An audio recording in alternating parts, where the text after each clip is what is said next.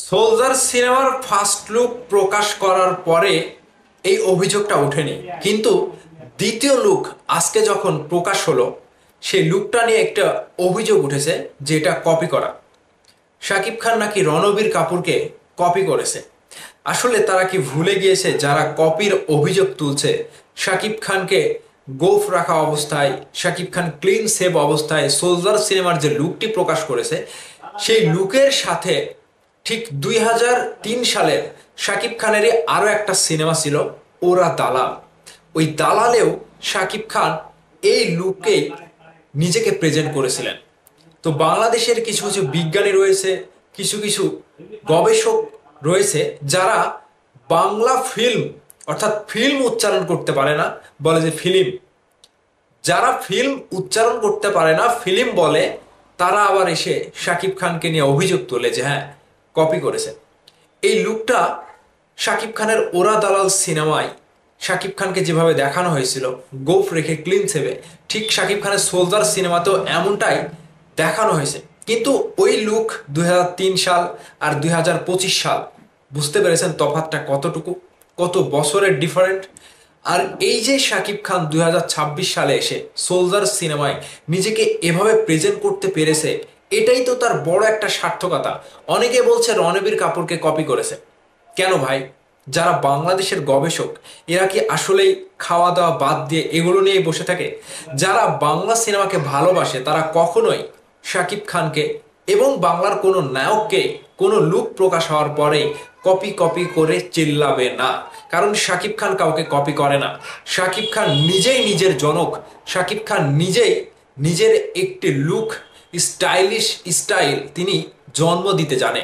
ঠিক 2003 সাল থেকে আজ পর্যন্ত শাকিব খানের এমন কোনো লুক বের হয়নি, আমি যতটুকু আপনাদেরকে ধারণা দিচ্ছি কিংবা আমার ধারণা থেকে বলছি, এরকম কপি, সরাসরি কপি করা লুক কখনো শাকিব খান ভাই করেনি। কারণ তার ভেতরে একটা নিজস্বতা বোধ রয়েছে, শাকিব খানের ভিতরে নিজস্ব স্টাইল রয়েছে, যার কারণে অন্যকে কপি করার কোনো যুক্তি আসে না, কোনো কারণই লাগে না, আর কোনো যুক্তিও নাই। সেই জায়গা থেকে ম্যাজিস্টার শাকিব খান বিগত দিনে যা যেগুলো সিনেমায় কাজ করেছে, প্রিয়তমা থেকে শুরু করে তুফান বলেন, যে কয়টি সিনেমা গিয়েছে, বরবাদ বলেন, পুরোটাই নিজস্ব স্টাইল। কিন্তু বর্তমান সময়ে যারা কপি কপি করে অভিযোগ তুলছে, যারা কপি কপি করে চিল্লাচ্ছে, এদের আসলে বাংলাদেশের প্রতি, বাংলাদেশের মানুষের প্রতি, বাংলা সিনেমার প্রতি কোনো নিজস্বতা নাই। পুরোটাই এরা হলিউড, বলিউড, কলিউড এগুলো নিয়ে চিল্লাচিল্লি করে। বাংলাদেশে যে আমরা এত সুন্দরভাবে নিজস্ব স্টাইলে পরিচালক প্রযোজকরা শাকিব খানকে হাজির করছে, সেটা নিয়েও তাদের মাথা ব্যথা, সেটা নিয়েও তাদের চিল্লাচিল্লি। আজকে 2025 সালে এসে শাকিব খান ভাই সোলজার সিনেমায় অভিনয় করছে কি জন্য? নিজস্ব একটা স্টাইল রয়েছে, নিজস্ব একটা অর্জন রয়েছে। সেই জায়গা থেকে এত টাকা ইনভেস্ট করার পরে শাকিব খানকে সোলজার সিনেমায় কাস্ট করেছে পরিচালক প্রযোজক।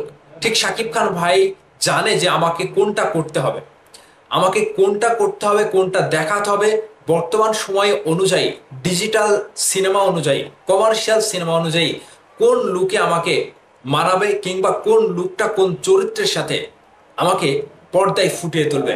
ঠিক সোলজার সিনেমার সৈনিক রূপে যে শাকিব খান ভাই ধরা দিলেন, এখানে তো ভুল নাই। একজন সৈনিকের রূপ যেরকমটাই হয় গল্পের সাথে মিল রেখে এরকমটাই করা হয়েছে। কিন্তু এই কপি কপি করে যারা চেল্লায়, এরা আসলে একটা গাধার দল।